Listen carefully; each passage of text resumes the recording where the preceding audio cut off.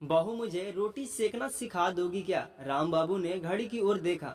सुबह के 8 बजने चले थे और अभी तक उनकी चाय उनके सामने नहीं आई थी। वह अपने रूटीन के बड़े पक्के थे। उन्हें सुबह 7 बजे अपनी चाय चाहिए होती थी, लेकिन आज बहू ने उनके लिए चाय नहीं बनाई थी। राम बाबू सुबह टहलने के लिए जाते थे और वापस आने के बाद पहले से ही बहू तिरिसा उनके लिए चाय तैयार रखती थी। कल सुबह राम बाबू का बेटा देवन भी ऑफिस के काम से 15 दिनों के लिए शहर से बाहर गया हुआ था और आज ही बहू उनके साथ ऐसा व्यवहार कर रही थी। इसलिए धीरे धीरे राम बाबू का गुस्सा बढ़ता जा रहा था कि क्या केवल बेटे के सामने ही बहू मेरी देखभाल करेगी। जैसे जैसे समय सरकता जा रहा था उनका गुस्सा और भी बढ़ता जा रहा था।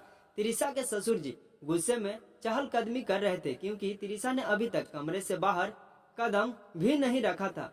फिर जब उनसे रहा नहीं गया तो वह जोर से आवाज लगाते हुए बोले, अरे बहू, आज देवन घर पर नहीं है तो क्या तुम कमरे से बाहर भी नहीं निकलोगी? सुबह से मुझे एक कप चाय तक नहीं मिली है। लेकिन आवाज देने के बावजूद तिरिसा के कमरे से कोई आवाज नहीं आई। अब राम बाबू को बहू के कमरे में जाते हुए भी संकोच हो रहा था, लेकिन जब काफी देर तक बहू ने कोई जवाब नहीं दिया तो उन्होंने पर्दा हटाकर देखा तो बहू बेसुध बिस्तर पर पड़ी हुई थी, जिसे देखकर वह घबरा गए। वह तुरंत ही कमरे के अंदर पहुंचे। उन्होंने बहू के माथे को छूकर देखा तो उसका माथा बुखार से तप रहा था। यह देखकर वह सन्न रह गए। उन्होंने तुरंत ही डॉक्टर को फोन किया और जल्दी से घर आने के लिए कहा। तब तक वह बहू के माथे पर गीली पानी की पट्टी करने लगे। अब वह अपनी भूख प्यास सब कुछ भुलाकर बस बहू की सेवा में जुट गए थे। उन्हें बहुत घबराहट हो रही थी कि उनकी बहू को कुछ होना नहीं चाहिए। आज बहू को ऐसे बुखार में तपते देखकर उन्हें अपनी स्वर्गवासी पत्नी जानकी की याद आने लगी और वह सोचने लगे कि यदि बहू को भी कुछ हो गया तो मेरे बेटे का क्या होगा? जिस तरह मैं अकेला हूँ, कभी किसी को ये दिन ना देखना पड़े। उनकी आंखों से आंसू बहने लगे। बहू उनका बहुत ध्यान रखती थी और आज इस हालत में उसका पति भी उसके पास नहीं था। तभी दरवाजे की घंटी बजी। उन्होंने आंसू साफ किया और जल्दी से जाकर दरवाजा खोला। डॉक्टर साहब आए। उन्होंने तिरिसा को इंजेक्शन लगाया और कुछ दवाइयाँ लिखकर दे दी। फिर राम बाबू से बोले, आप यह दवाइयाँ लेकर आइए और इन्हें हल्का खाना ही दीजिएगा। इंजेक्शन से थोड़ी देर में इनका बुखार उतरना शुरू हो जाएगा। फिर इन्हें सुबह शाम बुखार की दवाइयाँ देते रहिए और मैंने कुछ टेस्ट लिखे हैं, वह टेस्ट भी करवा दीजिएगा। डॉक्टर साहब तो वहाँ से चले गए। फिर राम बाबू ने पड़ोस के लड़के को बुलाकर दवाइयाँ लाने के लिए कहा और खुद वापस आकर बहू के सिरहाने बैठकर गीली पानी के पट्टियाँ उसके माथे पर लगाते रहे। आधे घंटे के बाद बहू ने धीरे से अपनी पलकें खोली तो राम बाबू ने भरे गले से कहा, बहू, अब कैसी तबीयत है तुम्हारी? तिरिसा कहने लगी, बाबूजी, बहुत कमजोरी महसूस हो रही है और मुझे चक्कर से भी आ रहे हैं। राम बाबू ने धीरे से कहा, बहू, डॉक्टर ने दवाई लेने के लिए कहा है, बोलो क्या खाओगी तुम? तिरिसा बोली, बाबूजी, मुझे कुछ भी खाने की इच्छा ही नहीं हो रही है। राम बाबू बोले, लेकिन बहुत दवाई लेनी है तो कुछ न कुछ तो खाना पड़ेगा ना। अच्छा सुनो, डॉक्टर ने तुम्हें खिचड़ी खाने के लिए कहा है, तो मुझे बता दो कि खिचड़ी में कितना दाल और कितना चावल डालना है, तो मैं खिचड़ी पका देता हूँ। तिरिसा हैरानी से बोली, बाबूजी, आप खिचड़ी बनाएंगे? बाबूजी ने धीरे से कहा, बहू, अब देवन भी घर पर नहीं है तो तुम्हारा ध्यान तो मैं ही रखूंगा ना। वह सब छोड़ो और जल्दी से बताओ मुझे करना क्या है। तिरिसा बोली, बाबूजी, मैं उठकर खिचड़ी चढ़ा देती हूँ। इतना कहकर वो उठकर बैठने लगी तो उसका सिर चकराने लगा। राम बाबू ने उसे कहा, बहू, तुम लेट जाओ, मैं एक काम करता हूँ, दाल चावल लेकर यहीं आ जाता हूँ। तुम मुझे बता दो कि क्या कितना डालना है और कैसे क्या करना है। इतना कहकर वो रसोई को ओर भागे। रसोई में दाल चावल का डिब्बा ढूंढने में ही उन्हें 10 मिनट लग गया। एक थाली और दाल चावल का डिब्बा लेकर वो बहू के कमरे में पहुंचे तो तिरिसा थाली में खिचड़ी के लिए दाल चावल निकालने लगी। तभी उसने देखा कि दाल को अरहर की थी। उसने कहा, बाबूजी, हम खिचड़ी में मूंग की दाल यूज करते हैं, अरहर की दाल नहीं। राम बाबू परेशान होते हुए बोले, बहू, मुझे समझ नहीं आ रहा था कि कौन सी दाल लेनी है, इसलिए मुझे जो दाल मिली मैं लेकर आ गया। तिरिसा बोली, बाबूजी, रसोई में एक ट्रांसपेरेंट डिब्बा है जिसमें नीले कलर का ढक्कन है, उसमें छोटी छोटी दाल होगी पीले रंग की, वही मूंग की दाल है। राम बाबू फिर से रसोई की ओर दौड़े और किसी तरह ढूंढकर मूंग दाल लेकर आए। तिरिसा ने उन्हें थाली में दाल चावल निकाल कर दे दिया और बोली, बाबूजी इसे धोकर नमक मिला दीजिए, फिर 3 से 4 सीटी लगा दीजिए, नरम सी खिचड़ी तैयार हो जाएगी। राम बाबू रसोई में गए। दाल चावल धोने के बाद उन्होंने कुकर में डाला, फिर हल्दी नमक ढूंढकर पानी और कुकर लेकर वह फिर से तिरिसा के कमरे में आए। बहू को दिखाकर उन्होंने खिचड़ी में पानी डाला और हल्की नमक भी पूछ पूछ कर डाल दिया। रसोई में आकर कुकर का ढक्कन बंद करके उन्होंने खिचड़ी चढ़ा दिया। इतना सब करने में ही उनके पसीने छूट गए थे। उन्हें आज खुद पर बहुत गुस्सा आ रहा था कि इतने सालों में उन्होंने कभी रसोई का काम सीखने की कोशिश क्यों नहीं की। आज रह रह कर उन्हें अपनी पत्नी की याद आ रही थी। वह भी हमेशा उनसे कहती थी कि रसोई के काम आपको भी सीखना चाहिए। तब राम बाबू हंस कर कहते थे, तुम मेरे बेटे को तो औरतों वाले काम सिखा ही रही हो, अब मुझे भी इन सब चीजों में मत घसीटो।